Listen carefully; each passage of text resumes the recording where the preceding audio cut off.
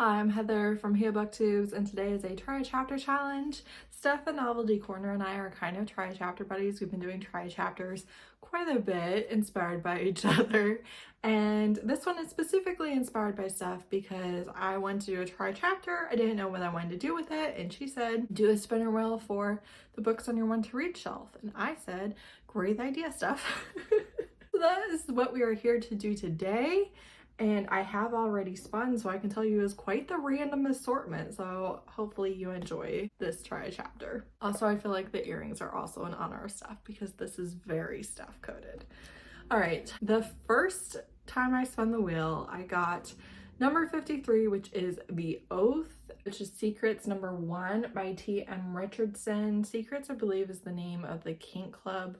So that's how they're connected. The Oath isn't gonna work for me either. In the first chapter, her husband is dying of cancer and he wants her to have sex with people and get her needs met, and she's not thrilled about that. And then he's going to ask his 3 best friends to take care of her when he dies. And it was like really emotional. I was like tearing up in the first chapter, just yeah.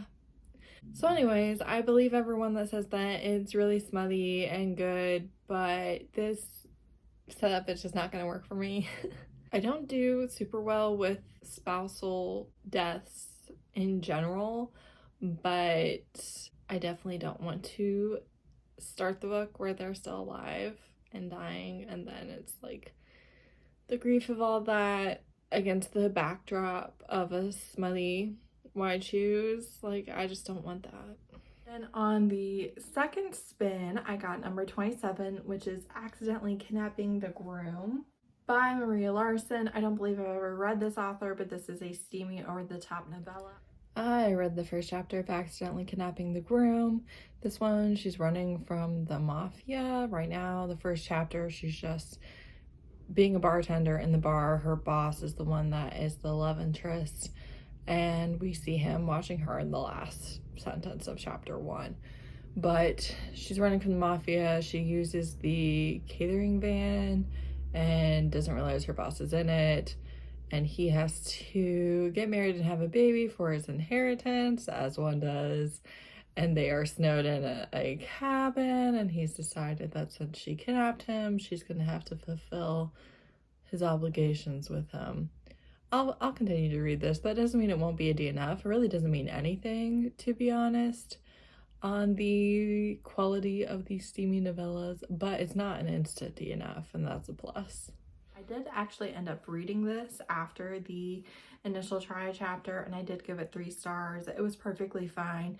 They do end up having a one-night stand before the kidnapping, and the bride that he is supposed to marry is just an arrangement. They're just friends, and I'm pretty sure she marries his brother instead. Then the next spin was number 68, and I got Untraceable by Laura Griffin. This is romantic suspense. Untraceable, I'll continue, although the first part of the chapter I don't like at all because it is the victim's point of view as her ex-abusive stalker is catching up to her and getting her right. And then the book is actually about the private investigator who had worked to get her out and gotten her a different identity and stuff, basically discovering that she has come back and is missing. And that's the full first chapter. So even though that is not something that's really appealing to me, again, I don't like sad starts to books, guys. I'm still interested in it. It's a romantic suspense, obviously, and she's going to have a romance with some sort of law enforcement. Also, the stalker ex that murdered the girl is a cop, so there's that as well. So they're falling in love while trying to prove that she's missing and that he killed her, even though they don't have a body. Even though this first chapter, the subject matter doesn't exactly appeal to me, I liked the writing, and I'm curious to see how it goes. Then the next spin was number 76, which is snowed in with the alien warlord by Nancy Cummings. Hey, I just finished the first chapter of Snowden with the Alien Warlord. The thing about this one is it's actually not on KU or at my library, so I'd have to buy it. It's $3.99 for 188 pages, so that's unlikely, but I did really like the first chapter. So he knows that she's his fated mate. He has caught her scent, but he hasn't been able to find her. She is in hiding from the bad aliens and then his aliens as well. So she is surviving on her own in a dystopian wasteland and in the snow. And he is made for the desert and is suffering in the cold because he doesn't want to leave Earth without his mate, and is definitely trying to avoid him as well as everyone else, and so far doing that successfully. As you know, Snowden is one of those things for me that I'm more likely to pick it up than not. I just really enjoy that trope, so. This is not available at any of my libraries or on KU, and so I'm not going to be purchasing it. And as a matter of fact, I'm pretty sure it tried to make its way onto my TBR before, because I saw that Mara from Books Like Whoa has read this book, and I'm pretty sure I saw her talking about it, was like, that sounds right up my alley, and saw that I would have to pay $3.99 for it and chose not to. So you know what? Maybe we will end up risking it when it's actually snowy outside. But don't hold your breath. It happens rarely, particularly for an author I've never read before. The next spin was number 56, and that was The Rival Bid by Reese Ryan. Hey, I gotta get the potatoes roasting, but I read the first chapter of Rival Bid, and it can't go to Kindle on my Libby app. I would have to read it on the phone. So I won't be doing that, but also I didn't really like it very much. So basically they are arguing about gentrification. He wants to build new luxury homes that the people in the neighborhood can't afford. She wants to preserve historical homes and buildings, and they were childhood best friends. Their fathers had a falling out. His life got ruined. Hers continued to be perfect, so he's very resentful of her. But he's a grown man, so I feel like he should know better. What are those? What are what? Potatoes? Yeah. Well, some of us like potatoes. So yeah, that's off the TBR. Then the next spin was number 63, and for this we got Indigo Ridge by Devney Perry. Okay, I need to go smash the potatoes, but I read the first chapter of Indigo Ridge, and she has a one-night stand with one of the sons of the most influential family in town. She's the new chief of police. Her grandfather is the mayor. She had no idea that he was local because he said he didn't live in town, and then she's obviously brand new. So they're going to have a antagonistic relationship from here on out, and then of course are going to be enmeshed in a murder mystery, as one does. Also, the killer is going to target her, as one does. It is romantic suspense. So obviously this one's really popular, so I have high hopes for it. Not that that means anything, you all know this, but nonetheless, I do have high hopes for it. So I hope I enjoy it. I did enjoy Devney Perry a long time ago. After the initial chapter that night, I did actually continue reading it, and I read one more chapter, but I saw a review that said that it was too heavy on the romantic suspense and not enough romance, and I had just read a book like that, so I got a little gun shy with it and didn't continue reading. But then I read a bunch of other reviews the next day or so and thought to myself, let's give it a whirl. So it's still on my currently reading, but not actively being read. We'll see what happens with it. The next spin was number 51, which is A Million Boss Kisses by Lakia. Now, I'm going to give you a warning here for loss of a child, loss of a pregnancy, a stillborn baby, and kind of an egregious wrong done about that. That is in the first chapter, and then I talk extensively about this while putting on my makeup for today because it was really bothering me. If that is a subject that you would like to skip altogether, wait until the next spinner wheel comes on the screen. Just skip forward, okay? So, A Million Best Kisses. There's 2 prologues in chapter 1. In the first prologue, her husband, back when he was like 19 or so, was getting his ass beat by his dad, and his dad's like torturer, enforcer, so that his girlfriend would get a late term abortion, but he was like holding out so they wouldn't find her. Then the second prologue is 5 years later, same thing is happening. Same girlfriend, he won't give up her location, but he can't be with her because of his dad, because she's not part of the crime families. In that second prologue, he meets the main character. Her uncle is letting him heal there before, so his mom doesn't see what his dad did to him, and then they end up being together. Then the first chapter, decades have passed, they have adult children. She finds out that he's been cheating with that girlfriend on her their entire relationship. The girlfriend's now dead. He has 3 other adult children that she didn't know about, but he obviously did. But it gets worse. So she had a stillborn baby, and he named his other daughter that she didn't know about the same name, same spelling, and then he named another son the same name but different spelling, and she is like, that's unforgivable, rightfully so. Kind of attacks him at this party where he like didn't prepare her or anything. He just let her meet his daughter and find out that he named her their stillborn child's name, so she's getting divorced from him. I didn't like any of that. As a matter of fact, I was like, no, that's not for me. But then the way that she attacked him and stuff, and since they're going to be done and she's divorcing him and everything, I kind of want to see her find love. I mean, it sucks that she was literally in a marriage for decades and he was garbage, but yeah, I kind of want to see her find a better man.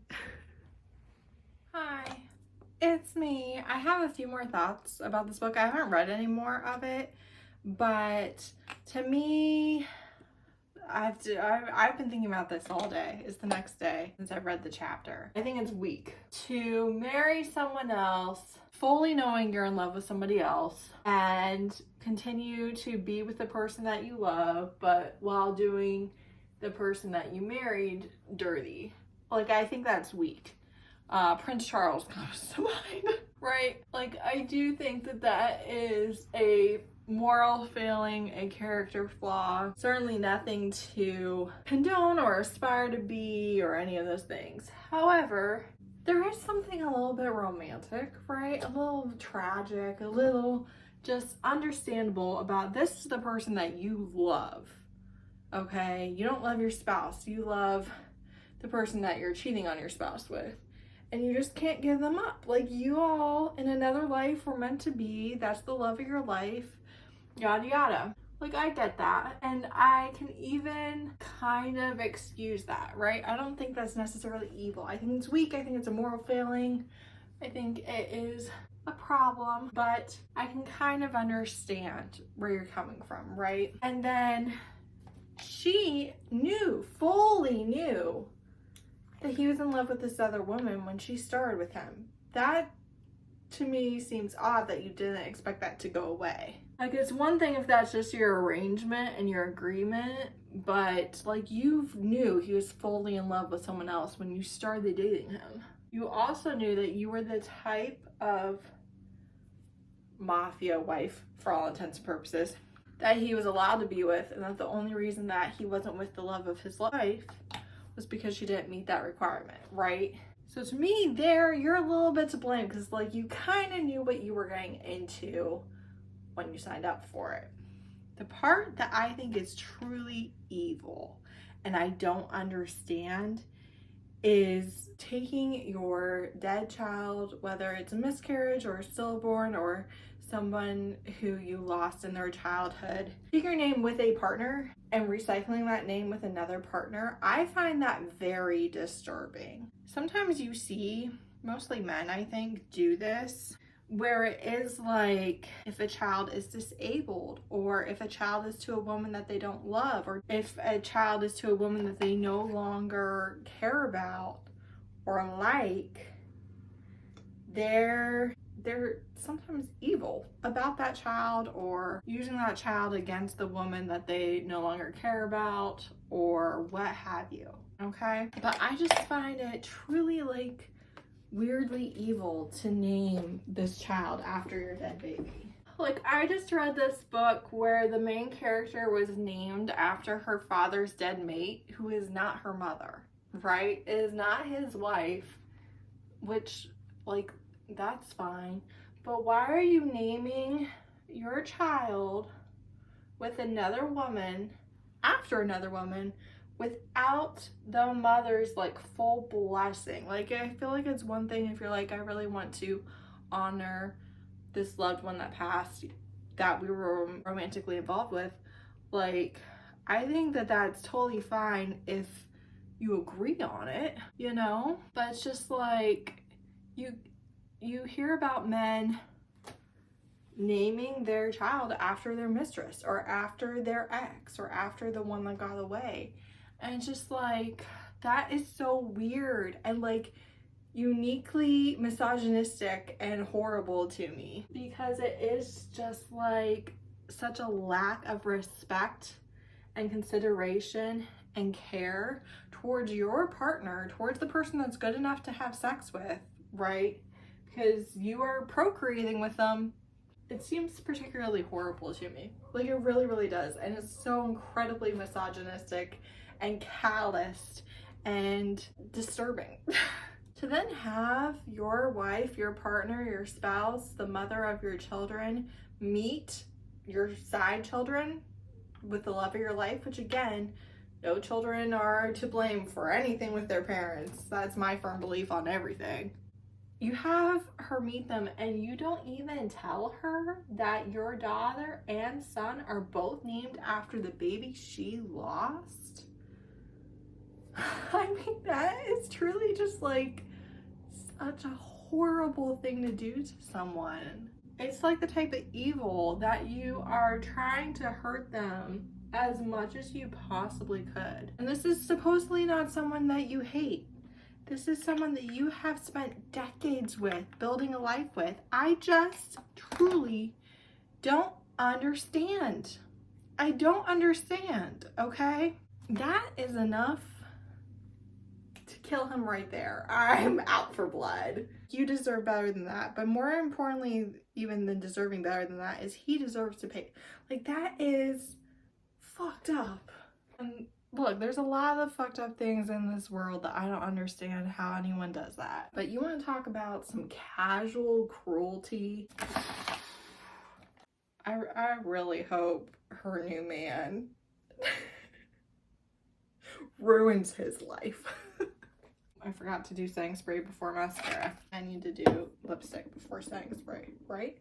Honestly, based on watching people do their makeup on the internet, I'm not sure. Like, I have read, like I said, the 2 prologues in the 1 chapter. It's the next day. I've read other books in between this, mind you. I am so angry with this man. Yeah, he needs to beat.